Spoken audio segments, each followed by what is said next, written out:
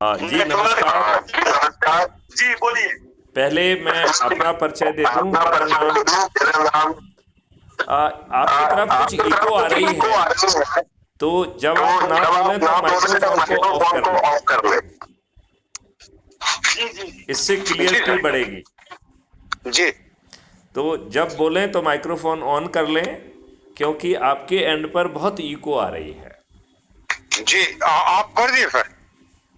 Okay, very good very good. तो पहले मैं निवेदन करूंगा कि आपके जो गुरुजी हैं वो ज़रा अपना परिचय दें। मैं रामेश्वर पांडे, जी ग्राम धमनी, जी तहसील बोदरी, जी और गांव में मैं रहता हूँ। जी और सामान्य सेवा मतलब जन सेवा करता हूँ। जी और रक्षा का वो रहता है, ध्यान रहता है जीव प्रति, मतलब पशु पक्षी गौ कुत्ते हैं, चिड़िया पक्षी, जो भी जीव है, जीव अर्थात जी। इसमें ज्यादा रुचि रखता हूँ मैं। बहुत सुंदर बहुत सुंदर। और ज्यादा मैं पढ़ाई लिखाई भी नहीं किया हूँ। जी और मेरा जो गृहस्थ है, गृहस्थ जीवन में मेरे एक लड़का एक लड़की है। जी और मेरा साधु गृहस्थ है। जी मेरे बड़े पिताजी साधु थे, जी मेरे बड़े भाई साधु थे, जी और मेरे पिताजी भी साधु के समान थे, लेकिन गृहस्थी में ही रहे। जी। और मैं भी साधु के ही जीवन जीता हूँ और गृहस्थी में हूँ, ओके ओके। है ना।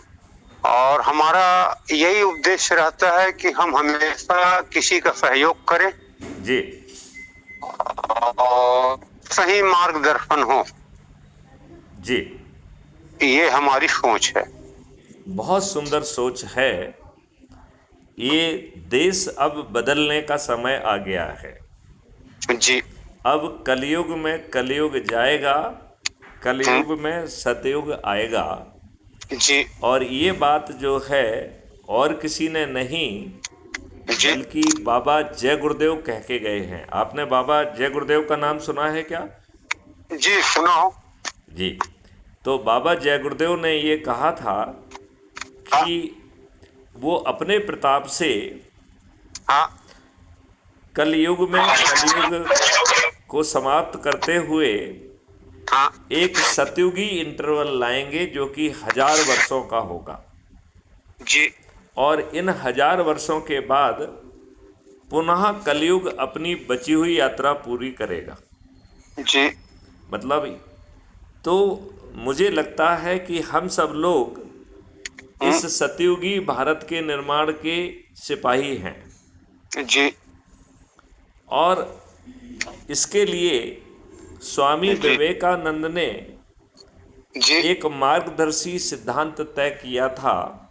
जी ये बात वो कह के गए हैं कि यदि हमें अपने देश को जी समृद्ध बनाना है, खुशहाल बनाना है, विश्व गुरु बनाना है, जी तो एक उपाय करने से ये संभव होगा। जी उन्होंने कहा कि आज हमारे देश में लोगों की इच्छा शक्ति बिखरी हुई है, विघटित है। जी इसे हमें संगठित और संगठित करना होगा। जी स्वामी विवेकानंद जी इतनी बात कह के तो उन्होंने अपनी बात समाप्त कर जी दी, लेकिन ये एनर्जी कैसे संगठित होगी, ये बताना स्वामी विवेकानंद जी भूल गए। हम्म, अभी हमने जो अच्छे भारत का संकल्प तय किया है, हाँ जिसमें ये देश बदल जाएगा, हाँ जहां भारत के हर नागरिक को हम्म, रोजगार का मौलिक अधिकार मिलेगा, और वो हम्म, रोजगार भी आपके पोटेंशियल का होगा। जी हर भारतीय को एक ऐसी शिक्षा मिलेगी जो हम्म, उसको पोटेंशियल को रियलाइज करेगी। जी और ना तो रोजगार के लिए और ना ही शिक्षा के लिए किसी कॉम्पिटिटिव एग्जामिनेशन को नहीं देना होगा। जी और इस पूरी प्रक्रिया में किसी हम्म, के भारत सरकार के खजाने से भी एक पैसा नहीं लेना होगा जी और किसी को फ्री भी नहीं मिलेगी। जी तो जो माननीय नरेंद्र मोदी जी कह रहे हैं कि इस देश के 85 करोड़ लोग तो इसलिए जिंदा हैं क्योंकि वो 5 किलो गेहूं बांट रहे हैं, नहीं तो वो मर जाएंगे। जी तो इन्हें रोजगार का मौलिक अधिकार और शिक्षा का मौलिक अधिकार, भोजन का मौलिक अधिकार, स्वास्थ्य का मौलिक अधिकार, खुशहाली और समृद्धि का मौलिक अधिकार कैसे मिलेगा? जी तो इसके लिए हर भारतीय को एक उसके अर्निंग अकाउंट का एक छाया अकाउंट दे दिया गया है जी और उसका नाम कल्प वृक्ष अकाउंट रखा गया है। जी ये कल्प वृक्ष अकाउंट आपके अकाउंट की ही छाया है। जब जी आपके पास देने के लिए पैसे नहीं होंगे तो कल्प वृक्ष अकाउंट बिना आवेदन पत्र के, बिना किसी आपके अनुमोदन के आपको धन दे देगा। इतनी बात समझ में आ रही है क्या? जी और वो आपके पोटेंशियल के माइलस्टोन को तैयार करके आपको जो है राष्ट्रीय संपदा के निर्माण में लगाएगा और जब आप काम करेंगे तो जिससे धन आएगा, यदि उस समय आपके पास धन नहीं था तो जो कल्प वृक्ष अकाउंट से जो पैसा लिया होगा वो पट जाएगा। जी तो जैसे कल्प वृक्ष अकाउंट में बिना आवेदन और बिना अनुमोदन के आपको धन मिल रहा है, जब आपके खाते में धन आएगा तो बिना अनुमोदन के, बिना आपकी मर्जी के कल्प वृक्ष अकाउंट का पैसा पट जाएगा। जी वो आपसे नहीं पूछेगा। जी और आज की जो दुष्ट व्यवस्था है, जो आज की लाटसाबी व्यवस्था है, जो सुनवाई नहीं करती है, अंग्रेजों के द्वारा बनाई हुई है, जो कि राजनेताओं की चरण सेवक बन गई है, आम आदमी दुखी है, परेशान है, उसकी कोई सुनवाई नहीं है। ये बात समझ रहे हैं आपके? नहीं जी समझ रहा हूँ। आज की पुलिस देखिए, वो घटिया नियमों और कानूनों का भी पालन नहीं कर रही है। ये बात आप मान रहे हैं कि नहीं मान रहे हैं? मान रहा हूँ। जब आपका सिर फटा होता है वो आपको अपमानित करके थाने से भगा देते हैं हाँ और आपसे धन की मांग करते हैं, नहीं तो आपके विरोध में जो व्यक्ति है उसको बुलाकर आपके विरुद्ध उल्टा झूठा मुकदमा कायम करके जो दो झूठे बयान काट के आपको ही जेल में ठूंस देते हैं। जी यही हो रहा है कि नहीं हो रहा है? हो रहा है। तो यदि आपको एक ऐसी पुलिस व्यवस्था मिल जाए जिसमें बटन दबाने से कोई वेल ट्रेंड वॉलंटियर आपके घर पहुंचकर आपकी एफआईआर दर्ज करे और 5 चीज़ें हत्या से भी बड़े अपराध बना दे जाएंगी नए कानून में, तो झूठी एफआईआर दर्ज कराना हत्या से बड़ा अपराध होगा।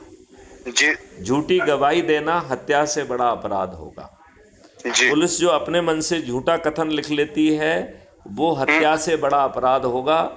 उसमें पुलिस वाले की नौकरी भी जाएगी और वो जेल में भी सड़ेगा। जी जो गलत विवेचना करके झूठे निर्दोष लोगों को फंसा देते हैं, ये भी हत्या से बड़ा अपराध होगा। इसे करने वाले पुलिस वालों की नौकरी भी जाएगी और वो जेल में भी सड़ेंगे। आज जो वकील मोटी मोटी फीस लेके झूठी बहस करके निर्दोषों को दोषी बना रहा है और दोषियों को निर्दोष बना रहा है, ये भी हत्या से बड़ा अपराध होगा। इसे करने वाले वकीलों की प्रैक्टिसिंग लाइसेंस निरस्त हो जाएंगे, उल्टा वो जेल में सड़ेंगे और जेल में सड़ने की प्रक्रिया भी 15 दिन में विवेचना पूर्ण हो जाएगी और 30 दिन में वीडियो बेस्ड ट्रायल सिस्टम से बिना कोर्ट कचहरी जाए लोगों को सजा मिल जाएगी। जी तो ऐसे अच्छे भारत के संकल्प के तहत हमें अपने से जुड़े लोगों को जोड़ना है। तो जो आज के पहले अंग्रेज़ों ने हमें बांटा और हमारी एनर्जी को उन्होंने विघटित किया, और आज राजनेता भी यही कर रहे हैं। कर रहे हैं कि नहीं कर रहे हैं? कर रहे हैं। वो हमें छोटे छोटे जातियों में, धर्मों में बांट रहे हैं और बांट रहे हैं। गलत लोगों को टिकट दे रहे हैं, गलत तरीके से उन्हें जिता रहे हैं और हमारे ऊपर गुलामों के ही नियम थोप के रखे हैं। मैं जैसे मध्य प्रदेश का मैं डीजीपी था, आपकी जानकारी के लिए मैंने रायपुर इंजीनियरिंग कॉलेज से जो है इंजीनियरिंग किया हुआ है और आईआईटी दिल्ली से मैंने एमटेक किया हुआ है और मैं सबसे पहले एएसपी रायपुर था, राइट। तो मैंने अपनी पुलिस सेवा रायपुर से प्रारंभ की है। जी जी। तो जिस व्यवस्था का मैं डीजी था वो गुलामों की व्यवस्था थी। अभी जो 3 नए कानून बने हैं वो भी पुरानी शराब नई बोतल में है। मतलब नियम कानून की आत्मा नहीं बदली है, आप अभी भी गुलामों के ही नियम कानून से चल रहे हैं। ये इतनी बात आपको समझ में आई है क्या? क्या आप अपने से जुड़े लोगों को अच्छे भारत के बारे में बताकर उन्हें जोड़ेंगे?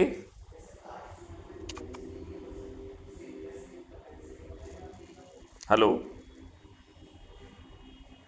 आप तक मेरी आवाज पहुंच रही है क्या?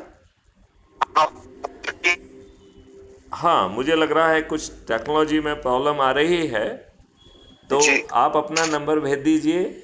तब तक आप crime free Bharat YouTube channel को सब्सक्राइब करके वीडियो देखिए, फिर दूसरे चरण में मैं आपसे लंबी बात करूंगा। जी जी। और मेरी आपसे प्रार्थना है कि जो आप अपना नंबर शेयर कर दीजिए दुबे साहब के माध्यम से ही, तो मैं आपका ये ग्रुप बना दूंगा और दुबे साहब का भी एक ग्रुप बना दूंगा, तो आपसे जुड़े लोग उसमें आप जोड़ना चालू कर दीजिए। जी जी। और अगली बात जो है मैं आपसे जो अगली चर्चा करूंगा उसमें समझाऊंगा। जी। अब यदि आपकी इजाज़त हो तो इस वार्तालाप को हम यहीं विराम देना चाहेंगे। जी सर जी। चलिए, तो आप अपना नाम और नंबर मुझे भेज दें, मैं उसे सेव कर लूँगा और आप जो है दुबे साहब से ही उनकी लिंक ले लीजिए और आप crime free Bharat mission app को भी डाउनलोड कर लीजिए। जी। और ये एकदम अद्भुत चीज़ है, ये सत्ता का ताज भी आपको देगा।